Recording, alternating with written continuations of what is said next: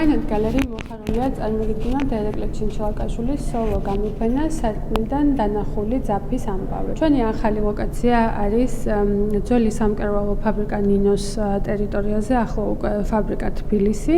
საინტერესოა, როგორ გადათამაშებულია შენობის ისტორია, როგორც ექსპოზიციაში, ასევე იკონოგრაფიაში.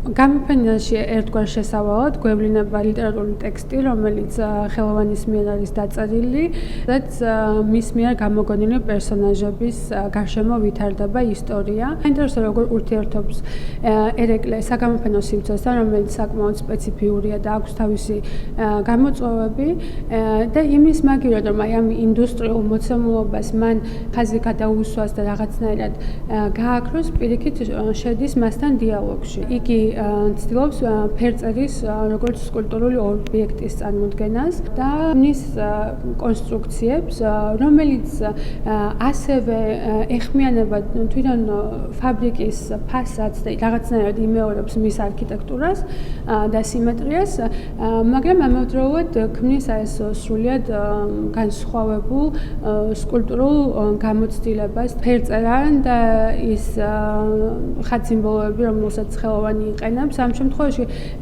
დაკვირვებული თვალი ამოიკითხავს არაერთ რეფერენს ხელოვნების ისტორიიდან, როგორც ლოკალური, ასევე საერთაშორისო. ვიდეო კოლაჟი, რომელიც თავიდანვე არჩენს, თუმცა მისი ხმა ისმის და რომელიც აწყობილი არის თბილისის დოკუმენტური კადრებისგან, არქივიდან გამოთხოვილი მასალით. მნიშვნელოვანი კონტექსტუალური შეშემო აქვს გამოფენაზე და რაღაცა ის ნოსტალგიური განწყობა, რომელიც ამ ნამუშევარში არის კადრებით, კოლაჟით, მისი დამუშავებით, რაღაცა სიურრეალისტურ, სიზმრისეული ეფექტი, რომელიც ამ ნამუშევარს აქვს, ვფიქრობ, ძალიან საინტერესოდ ედება, მაგრამ მთლიან გამოფენას და საინტერესო კონტექსტს აჩენს უკვე დანარჩენი გამოფენის წასაკითხად.